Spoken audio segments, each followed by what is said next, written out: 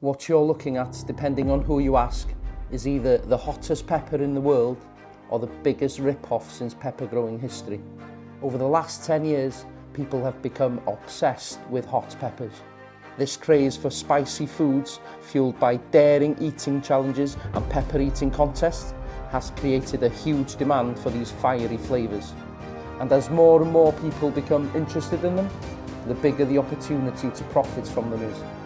So if you manage to claim the title of the world's hottest pepper, it's not only a bragging right, it's a recipe for fame and fortune. Well, this story is sure to warm you up this morning. The list of the hottest peppers in the world is out, and a Louisiana man's creation may be too spicy for most people to stomach. Tony Primo out of Lafayette, Louisiana, created the 7-pot Primo pepper. You can see it right there. He developed it by crossing peppers from Trinidad and Bangladesh. Now, according to the hot pepper scale that rates how spicy peppers are, well, this one has a rating of 1.5 million. That is the equivalent of eating 300 jalapeno peppers. When Troy created the 7-pot Primo by crossing the 7 pots with a Naga Moric pepper in the early 2000s, he wasn't bothered about fame and fortune. He just wanted to make a little bit of money selling his seeds online. So he didn't bother trying to register his pepper with a Guinness World Record. I mean, why would he? Work and time that it takes to cross peppers would mean it'd be a few years before someone could breed the hotter pepper, right? World's hottest pepper, the Carolina Reaper. We eat the world's hottest pepper, the Carolina Reaper. The Carolina Reaper.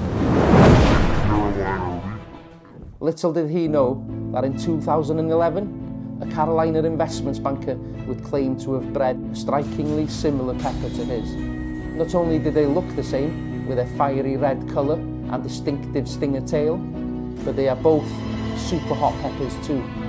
Troy Primo was shocked that there was a contending pepper, and he posted his concerns to the Hot Pepper, a pepper forum. In this post, Troy said, "Let's face it, this HP22B, also known as the Carolina Reaper, sure looks like my 7-pot Primo, which I have developed over 7 generations.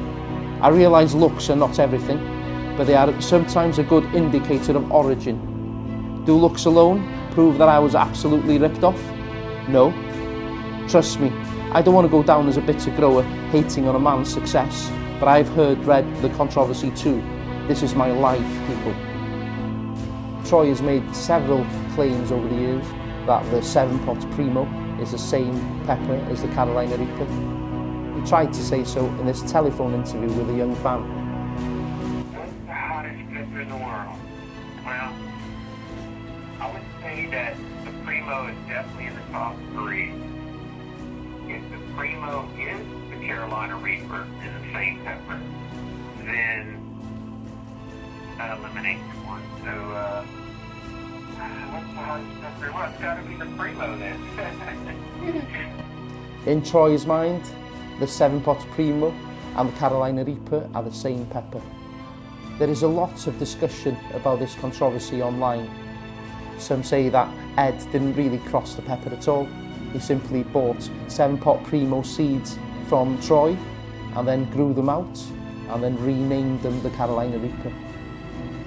They also point out a lot of inconsistencies in Ed's interviews over the years. For example, when talking about the peppers that are used to cross to create the Carolina Reaper, in 2012 he said they are Asian, sub-Asian descent and are both hot.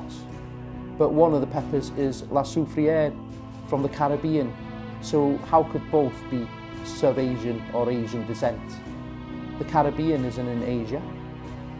In 2013, he said he was trying to create a sweet pepper and accidentally created the world's hottest pepper. Well, why would anybody cross 2 super hot peppers to try and create a sweet pepper? I don't know. But what really makes him question the story is this statement on the Guinness World Record website on the 19th of November 2013. His record-breaking Carolina Reaper has been 10 years in the making, having meticulously worked on stabilising and testing the pepper, which is a crossing between sweet habanero and the Naga Viper chilies. You see, this statement conflicts with itself, because if the pepper was 10 years in the making, then the Naga Viper could never be used. You see, the Naga Viper was only created in 2010, 3 years before this article was published. At the end of the day, you'll have to make your own mind up on whether the Reaper is a true cross or not. There isn't any evidence out there saying it isn't. So what are your thoughts? Let me know in the comments below.